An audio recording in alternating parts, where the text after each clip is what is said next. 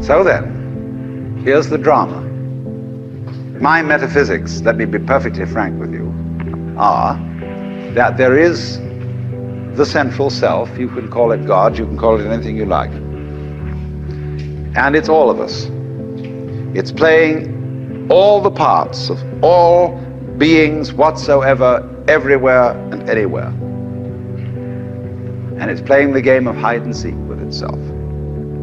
It gets lost, it gets involved in the farthest out adventures, but in the end, it always wakes up and comes back to itself. And when you're ready to wake up, you're going to wake up. And if you're not ready, you're going to stay pretending that you're just a little, poor little me. And since you're all here and engaged in this sort of inquiry and listening to this sort of lecture, I assume that you're all on the process of waking up.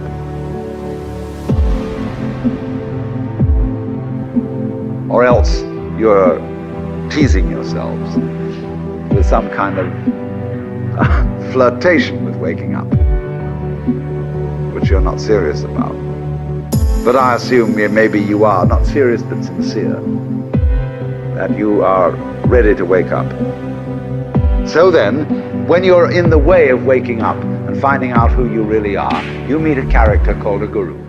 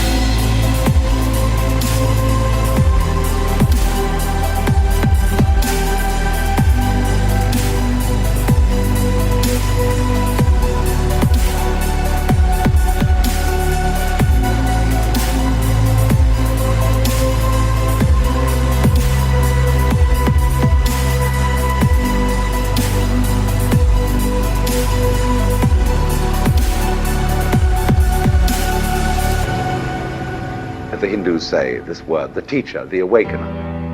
And what is the function of a guru? He's the man who looks at you in the eye and says, oh, come on. I know who you are. You know, you come to the guru and say, sir, I have a problem.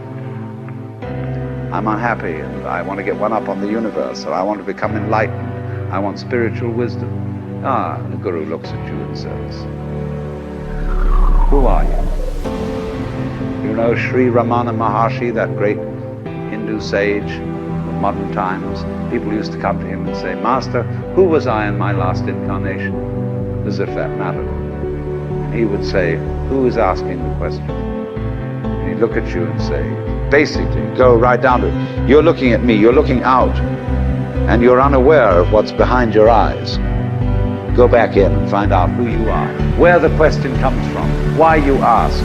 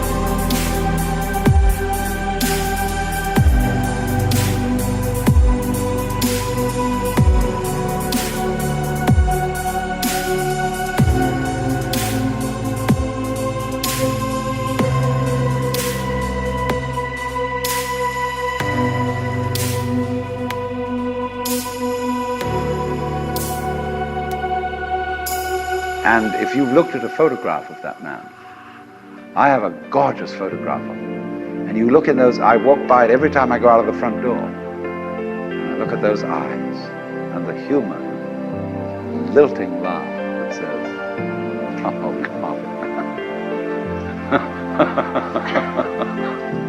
Shiva, I recognize you. When you come to my door and you say, I'm so-and-so, I say, ha ha, what a funny way God has come on today.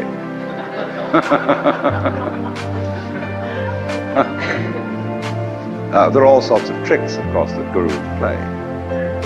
They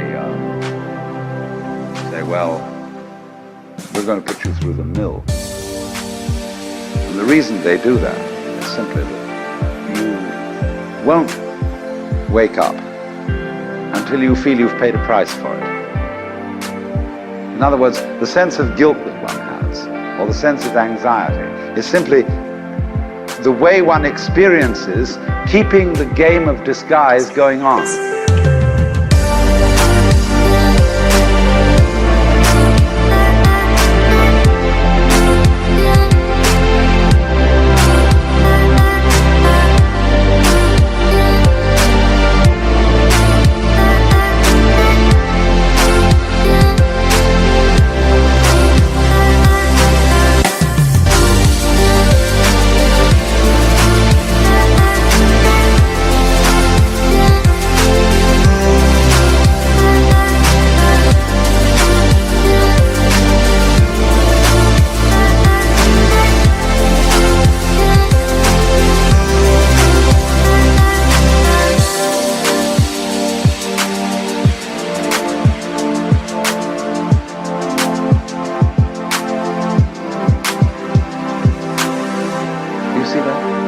Supposing you say, I feel guilty.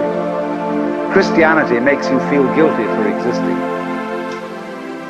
That somehow, the very fact that you exist is an affront. You are a fallen human being. I remember as a child when we went to the services of the church on Good Friday, they gave us each a colored postcard with Jesus crucified on it. And it said underneath, this have I done for thee, what doest thou for me? You know, you felt awful. You nailed that man to the cross. Because you eat steak, you have crucified Christ. Because you killed the bull, after all, you depend on it. Mithra, it's the same mystery. And what are you going to do about that? This have I done for thee, what doest thou for me? You feel awful that you just exist at all. But that sense of guilt is the veil across the sanctuary.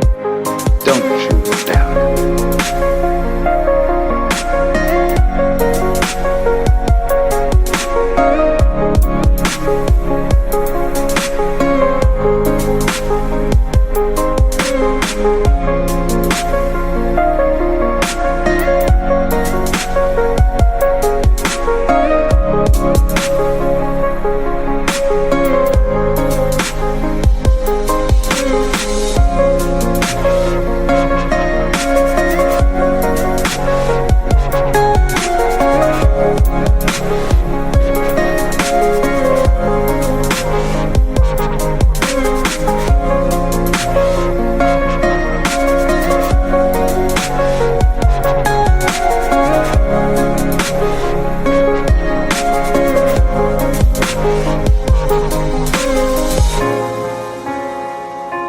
In order to, in all mysteries, when you're going to be initiated, there's somebody saying, don't you come in. You've got to fulfill this requirement, and this requirement, and this requirement, and this requirement, then we'll let you in. And so you go through the mill. Why? Because you're saying to yourself, I won't wake up until I feel I deserve it. I won't wake up until I've made it difficult for me to wake up. So I invent for myself an elaborate system of delaying my waking up. I put myself through this test and that test, and when I feel it's been sufficiently arduous, then I may at last admit to myself who I really am and draw aside the veil and realize that after all, when all is said and done, I am that I am, which is the name of God. And when it comes to it, that's really rather funny.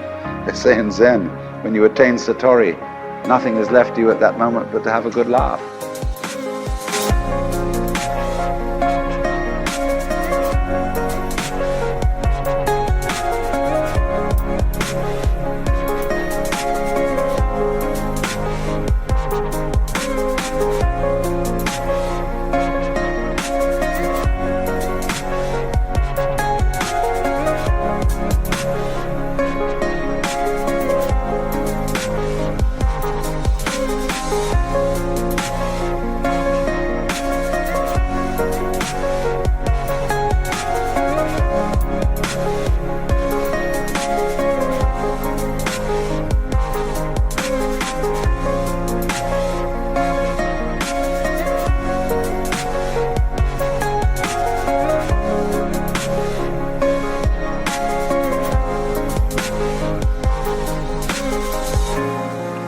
But naturally, all masters, Zen masters, yoga masters, every kind of master, puts up a barrier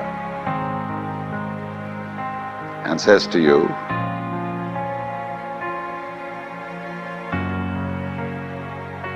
he simply plays your own game. You know, we say anybody who goes to a psychiatrist ought to have his head examined. Because you, when you go to a psychiatrist, you define yourself as somebody who ought to have his head examined. Same way, the Zen masters say anybody who studies Zen or comes to a Zen master ought to be given 30 blows with a stick. Because he was stupid enough to pose the question that he had a problem. But you're the problem. You put yourself in this situation. So it's a question fundamentally, do you define yourself as a victim of the world or as the world? You can define yourself. You see, if you identify you with what you call the voluntary system of the nerves and say only that's me, and that's really a rather limited amount of my total performance, what I do voluntarily, then you've defined yourself as the victim in the game.